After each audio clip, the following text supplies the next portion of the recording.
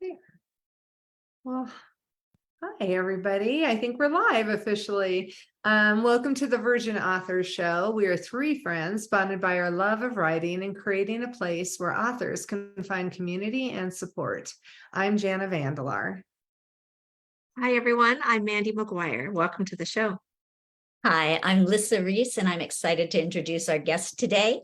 Jessica Machado is an editor on the Diversity, Equity, and Inclusion team at NBC News. Previously, she was a staff editor at Vox, The Daily Dot, and Rolling Stone. Local is a memoir woven with Hawaiian history, and it's her first book.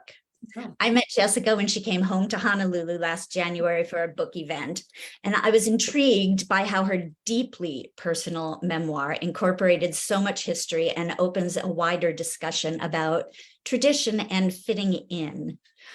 Local weaves universal themes of belonging, loneliness, grief, and how we reshape ourselves, and I think particularly women, to fit society's norms. We're so excited to chat with Jessica tonight. Yay. Hi, Jessica. Thanks for having me. Thanks for coming on our show. I'm going to start us late off. there on the East Coast, so we really appreciate you staying up for this. It's okay. Yeah, I know. I'm like an elder now, and I fall asleep at 9 o'clock sometimes. Totally get it. Oh my gosh. So, Jessica, you had a complicated childhood, like many of us have. Can you please share a little bit about your journey away from Hawaii, and where were you when you realized that you needed to write this memoir? Yeah. I always, the book is a lot about like not feeling like I belonged, but not sure why. It wasn't very clear to me, like in the multi ways I felt like I didn't belong or felt lonely. I guess would be a better way to put it growing up. And disconnected for sure. And so, I always, I didn't necessarily want to leave Hawaii as a kid, or even a teenager. Like a lot of my friends went to college on the continent, and I didn't really even think much about it. But by the time I was done with college, I had gone and studied abroad for a bit in London, and I realized there was so much more to see. And then I realized, oh, I'm a city person. This is why I like don't care about the beach, and I don't like what like I don't listen to Hawaiian. Like I don't do all these things that local kids do or whatever, like the stereotype of what a local kid was. And so yeah, I applied for a bunch of internships out of in college and got one in LA, and I like didn't paid $0 and 0 cents, and I had maybe like a couple $100 to my name, and I just left. But yeah, like the second part of your question was about my journey to this, like to writing this book. Yeah, my mom passed away when I was 25, and as a writer, I wanted to explore that relationship. And so I think, in the beginning, the memoir was about us, you know what I mean? And morally about grief and like, the way that mothers and daughters do and do not communicate. And and the generational differences there too, right? Like the hold it in, keep it all together, that kind of thing. But as time went on, I realized this story of loneliness, this story of disconnection was much larger than like my mother and I. It was about my disconnection to my culture that I grew up in and my ancestry even. My mom was white. She's Haole. She was from Louisiana, and my dad was local, and he was Kanaka or Native Hawaiian and Portuguese. And so they were very different people, and we didn't talk about those differences much growing up. And even my dad's Hawaiian side, we sort of shied away from, you know what I mean? And so, and growing up there in the 80s in Hawaii in the 80s, it was a very westernized commercial place. It would become a full-on tourist destination, and we were very all excited for like when like the next chain restaurant came to town, or like, like we were so excited for like more stores in the mall that they had on the mall in the continent, like, and Yeah. so, I think we just sort of lost, I feel like, I grew up in this way where we didn't hear as much about our histories as maybe previous generations had. And so anyway, yeah, the book was about exploring those connections that I had missed growing up. Yeah. Very Yeah. cool. Well, I mean, I lived in Hawaii for a few years, like we were talking about earlier, and still have my daughters out there, and so I'm popping out next week. Popping out, that's what I do. Not like anywhere else in America. And I mean, I was in airline, my dogs are like hassling. I have a floor here, so their toenails. That's what you're hearing.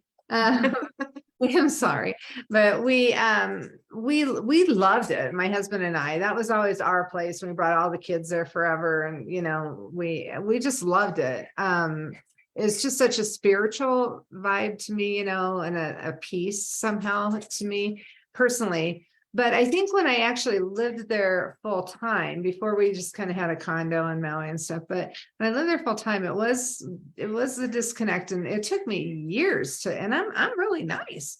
It took years to connect, and Lyssa was one of them actually. And but it's weird because it is like and I love this about Hawaii, that they have very good connections within their groups. There's like different family connections and stuff. So, I mean, I really related to your book through a lot of this, because it isn't anything, against anybody or anything. It's just that, you form this bond, I think, within your culture there. And I just loved your book 100%. And I'm just going to, because I have a question. Do you still, I guess, like when we left, it was very difficult to make that decision. I think we just decided to be closer to our family here on the mainland. And so, I have 2 other daughters here and the 1 daughter in Hawaii. So we kind of made that decision, and my family is here. So it was just kind of like, okay, we're going to go ahead and leave. But it still breaks my heart to not be there the full time, even though there's still a struggle to become a local, it's not easy for sure. Do you still consider the islands like your home? Like that's like in your head, your home, right? Yeah, that's my Yeah. home. It was a long I love it. I like, like I said, as a kid, I took it for granted. As a young adult, I took it for granted. I lived there until I was 23. And I just, I think I wrote this line in the book that, like, the beautiful landscape of, like, the ko'olaus and the ko'olau mountains and like the ocean are like cornfields to kids who grew up in Hawaii. Like we just don't know any different, And so, like it took leaving to really understand and want to connect to my culture, to my Kanaka ancestry, to the land, like Hawaiians, like the land is everything. The Aina is part of our soul. It's it's in our bones. And so now when I go back, I get off the plane and I like breathe the air, and like sometimes I just tear up and cry. Like it feels, it's literally warm, but it feels warm. And it's just, there's just like no feeling like it, like just seeing local people, like it just being, like getting on the highway in the pickup truck, my dad's pickup truck or something, and like like get to go back to like my parents' house and eat poke, you know what I mean? Like I just I like, it's we think about it all the time, we talk about it all the time, my husband and I, like, we want to live there, like we have a kid and he loves it. Like he's the opposite, right? Like, so he's born and raised in Brooklyn. We go back to Hawaii at least once a year. He's been, there's times we went several times a year when my dad was ill. And so and he like he doesn't understand why we don't live there, right? Which I totally get. Like I don't understand it either, to be quite honest, but he'll be like, well, grandma's house, and like my stepmom has a farm, so it's like the complete opposite of like living in Brooklyn. We live in this like cramped 1,000-foot apartment on the second floor with no outdoor space. There's winter, whatever, right? They live on a farm, and there's like, you can go outside and you can chase the dog and then the chickens and then the, it's just like there's Nice. no comparison. They get like the koalas are like in the background, and there's like tiny Beautiful. waterfalls coming down, and when it's raining, like it's just ridiculous looking, it's so Yeah. so beautiful. Gorgeous. Yeah. Rainbows every day. Yeah. Right. Every day. Yeah. Yeah. No. So in the book, you talk about even though it's really your birthright, you felt separate from Hawaiian culture. Yeah. And I've lived in the islands for 35 years. My kids were born and raised here, but I'm a transplanted mainlander, and I look like I'm here on vacation. And I'm often treated as an outsider, and it feels like there's almost this hierarchy of belongingness. And those of us at the bottom are made to feel other, and that otherness is really, I think, the universal thing that anyone who reads your book can relate to. And what I really want to talk about is this concept in here about mana wahine. And I wonder if may I quote from your book? Yeah, totally. So you were talking about the ancient history and traditions of creation in Hawaii. And okay, what they had was mana wahine, women's power, not to be confused with feminism, which is of Western origin and came much later. Mana wahine is the understanding that women hold a multitude of skills and knowledge. They are resilient, they are a spiritual force, and they are strongest when they support each other.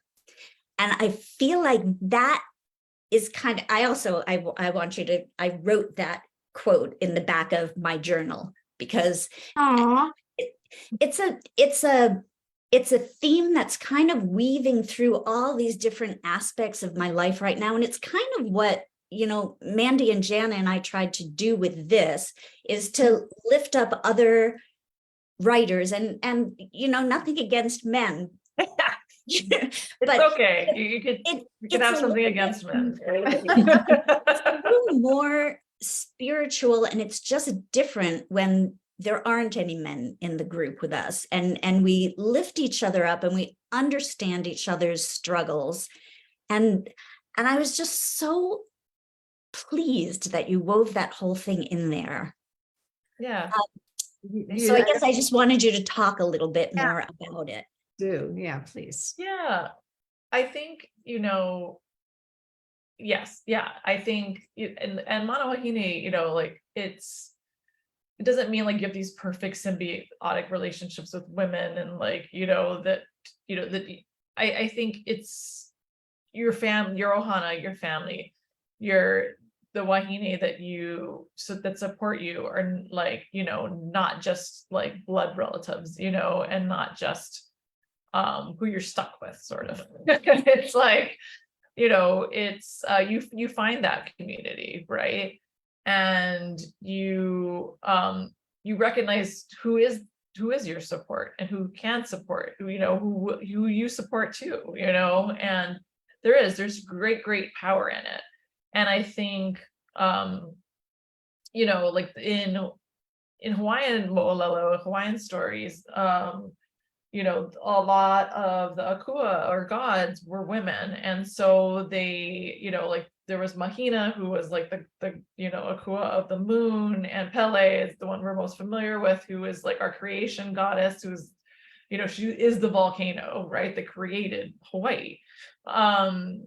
And so like how and even like Pele's sister Hi'iaka, like she, they fought all the time, but they were like symbiote, like they had this great relationship where like Pele would she would erupt, and when things got, she's like, okay, this is a hot mess, like I like don't like what I'm seeing here on the island, like, you know what I mean, so let me erupt and then like put it all on fire and then like burn it down, which is kind of rad. And then and then once it cooled down, then Hi'iaka, her sister, would plant the green, you know what I mean, she's the one that would like make it green. And like, I don't know, there's just such, I think of that sort of like symbiotic relationship all the time in that way. And even of like, like not everybody's, everybody has something that they're like, we all have girlfriends and friends who are like, this is my friend for this. Like, what I mean? Like, this is my friend where we go and we'll just sit down and have drinks and talk about Real Housewives. You know what I mean? Or like, you know what I mean? Or this is my friend that like, we're going to debate forever about like, that's whatever stupid politics thing is in the news or whatever, like there's just like, and then there's the friend you call and you just like lay in bed and cry together, like, and I think to understand that you have this network or this community, network sounds like creepy corporate things, but like community of like women there to support you, right? And not everybody can be everything too, But I love how you tied in the power of Pele. So for anybody, you have to read this book because it's so beautiful, because you tied in all the stories of Hawaii and the power, and you did a lot of the women, the powerful women, in the culture and the history and the stories of Hawaii. And it's such a beautiful way, the way you intertwined everything. It was just like you'd be talking about your personal story with your dad, and all of a sudden you're like, and then the Pele in me or whatever. You're like, it was good. It was so beautiful how and I learned so much. It's like, oh yeah. Because and can I just say this is one of my all-time favorite book covers. It is so gorgeous. Beautiful.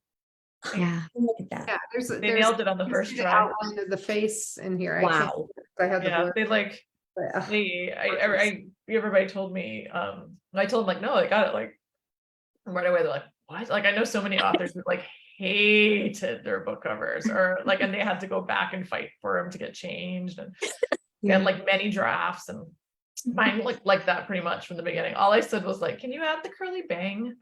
Oh, no, it's great. Very nice. Well, we're going back, and your mother's death, like you said, you kind of, I think that prompted you. I felt like that when you're writing it. I felt like this is what and I do that. I think writing to me is a therapy for sure. And it's like a good way to kind of figure it all out, put it all together. But when you write about your mother's death, you're so honest about the way you handled it, or not even really handled it very well. I mean, you were young. Yeah. It was no, I did not handle it well. I can see, that's just so normal, and it's just so, it was so real, the way you wrote it. Write about that? Yeah, it was, everything was like hardest on, like, I remember, when I was in grad school and I took memoir writing, like the thing that stuck with me is like, people had a hard time, especially like writing about family, right? Or people, because like you don't want them mad at you, right? And like you can't help but have like them in your head. I mean, this is dark, but my mom was dead, so it was like I didn't have to worry about like what she thought. But I mean, I still had other family members, I still have ex-boyfriends, like ex-boyfriend in this book. I was like, hi, like I had to like call him up after like 15 years and be like, so I wrote about you and I can totally change your name. And he's like, nah, it's okay, you don't have to, like, anyway. But in school, what I remembered the most about it was like, be hardest on yourself, right? Like, yes, everyone's going to mess up. People are going to drop the ball. Like, we wouldn't be writing this if you had a perfect life and everybody around you was perfect, Yeah. But, and so I don't mind like looking inward and being like that was not, I was not seeing my best, I wasn't there the way I wish I wasn't present emotionally. And physically and mentally, and a lot of people aren't, but, and it's so relatable because so many people aren't, and I think that's part of it too, right? I think like, what I wanted to, I think my initial thing about setting out to write this book about loneliness was that like to help other people who feel alone, which is like all of us, right? We all feel alone. We're all not perfect. We all mess up and don't do things like, I thought that when if I ever thought about my mom and I dying, I would have thought it would have been like this, moment where we're like weeping and like holding hands and I'm there. I mean, I couldn't even be there when she died. Like I was I could not, like, it did not play out like the movies I hoped it would, right? Yeah. And it's okay, you know, I'm not mad at myself for that anymore. And I don't think anybody else should be either. Like, you know, you have to survive to some level, you know, and that's Yeah. okay. Way to cope, and So- you did Yeah. it, Yeah. and that's, you know, and the cool thing is that I feel like you learned and you've grown so much through it, and I was just, I Yeah. don't know, it was just beautiful and bonded Oh, even more, So Jessica, I love that you talk about, those feelings of isolation and loneliness that everybody kind of understand. I think you shared some really personal stories and that you're really brave to do so, because even if, your readers have never been to Hawaii, they can relate to you and those feelings of feeling lonely or isolated. And towards the end of your book, you talked about shame as a wall, essentially like separating you from yourself. Can you talk more about, what do you mean by that? Yeah. I felt like shame was a huge theme in this book, or in Yeah. my, especially writing about my mother's and I's relationship. Like it played a huge role. And, you know, we talk about, as women, I think that it's a powerful tool that's used against us, and we don't even notice it, you know, a lot of times. You know, I felt like, you know, with my mother, she had her own story. I don't want to spoil the book, but, Mhm. you know, in which she carried a lot of shame that was very unnecessary for her to do. And it informed, when I found out about the thing that she was shameful, that had happened in the book, like she had already passed. And I was like, oh my God, this is so sad that she felt like she couldn't tell me. And then also that, you know, this makes so much sense now. This makes so much sense about who she was and how she felt like she had to be this perfect person and keep up this facade. And then with my own, so it's like, you know, in this way of which I saw that girl, like I saw this wave, she was so perfect and kept the wall up, that I was like, I'm not gonna be like that. I'm gonna be punk rock, and I'm gonna like, you know, I mean, I'm not gonna be girly and, you know, put together, which is like whatever. I mean, I'm wearing a dress. I'm like, I'm totally put together right now. It's like full of shit. So anyway, I you know, like, but that's not the same, like exactly my point. Like that's like another facade, right? Like I'm punk rock, you know what I mean? Like that's just like, am I? Like, you know, and it was my own way of also putting up a wall, right? And like when she was dying, I felt so much shame for, like, again, like how I thought I was supposed to be acting, right? Like I was supposed to be like, I just love my mom and I do anything for her, and I will be by her side forever. And I like did not, I felt resentment. I felt like all kinds of stuff, you know? Yeah. And then I felt bad about feeling those feelings, which is shame, Yeah. right? And Yeah. so, but it's, you know, it took years. It took me finding out about the secret she was carrying for me to sort of understand how shame is so detrimental and like physically to your body. You know, I felt like it wrecked her physically, you know, and yeah, I just like, you know, and I just don't want to carry, I mean, even as a parent, right? Now my son's 8, and you know, I think about things like I could do better, or I want to do better, or I wish I could do better. And I can learn, like I try to be like, I can learn from that, or I can repair it, or you know what I mean? But I don't have to feel Yeah. that, like sit in it and stew and like call myself a bad mom, or you know, like I Great just lesson. I mean, that does not serve me at all to have that feeling. that's such a That's gift, right. almost a gift that she gave you in Yeah, a definitely. roundabout way. But Yeah, it no, for definitely sure, for a gift, sure. because Huge you were gift. able to finally learn that and see that, because a lot of us don't have that. I was kind of thinking it was because you became a mom that, you know, that you kind of had a different perspective, and that's why you wanted to write too, because, you know, when Yeah. you become a mom, it's like, oh wow, this is a whole different game than what, you know, and you're Yeah. like, I "Ah," mean, but you know, and the funny thing is I am, you know, my mom, I want to be very clear. I like love her to death. And you could like tell. she is, you know, she was a good mom in many, many ways. She was not a bad mom at all. You know, she's just a human. And and I am too, right? I'm a mom, and I am just a lot like her. Like, I see, like, my mom would, check out and like watch her soap operas. Hey, I'd be like, Leo, I'm sorry, but I need to watch my programs. I'll be in the bedroom watching Bravo, so come back in like 2 hours. Like, I don't know, it's like Bravo is the modern day soap opera, so it's It not, is. it's not. I'm not that different, I don't cook Mhm. fancy meals either. Like my mom did not either. Like it's not that. We are You can mostly, find those similarities for sure. yeah. I Is love there her. something in particular you would like our listeners to take away from this conversation, from the things you brought up in your memoir? Yeah, I mean, like I said, if you've ever felt like, you know, like alone, even with other people, if you ever felt like you didn't feel connected. I also, I hear a lot of people who've read this book, who grew up in Hawaii, who are Hawaiian, who don't feel Hawaiian enough, also connect with this, have connected with it. And like you are Hawaiian enough. Like, this is its own other separate conversation, but like blood quantum is garbage. Like, like all of that is a colonial leftovers. Like, do not, there's no one way to be Hawaiian or to be local. It's sort of like buying into the stereotypes that we're given to feel that way. So Right. yeah, And take that further. I think there's no one way to be human.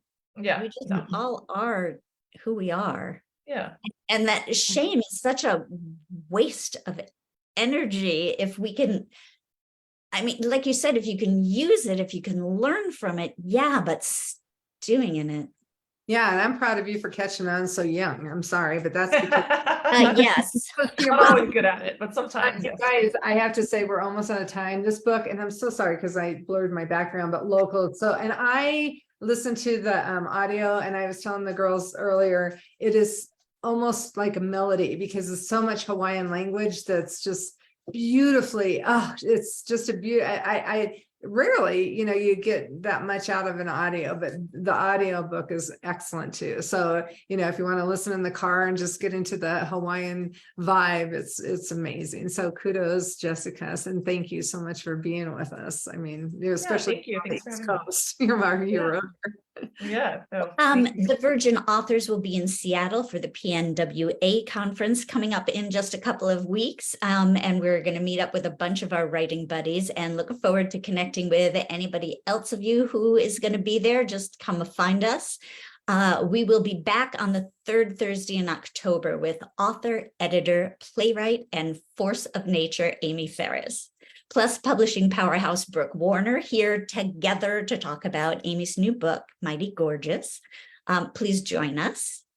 Yes, and you can find the Virgin Authors here on Facebook on the third Thursday of every month on our website at virginauthors.com. And we also have a YouTube channel. Please follow our individual links and check out each of the 3 authors here. Feel free to reach out to us and join our mailing list. We're so thankful that you are here to join us today. And we're so happy, Jessica, to be able to chat with you and to share your story. And we'll be sharing that with all of our friends and recommending it. Thank you so much for coming tonight. Thanks for having me. And look for it everywhere books are sold. Right? Yes, Yeah, check it out. It's so good. Thanks, that's Jessica. right. Okay. So nice to meet you. Thank you, everyone. Have a great evening. Bye, Jessica. Thank you. Bye.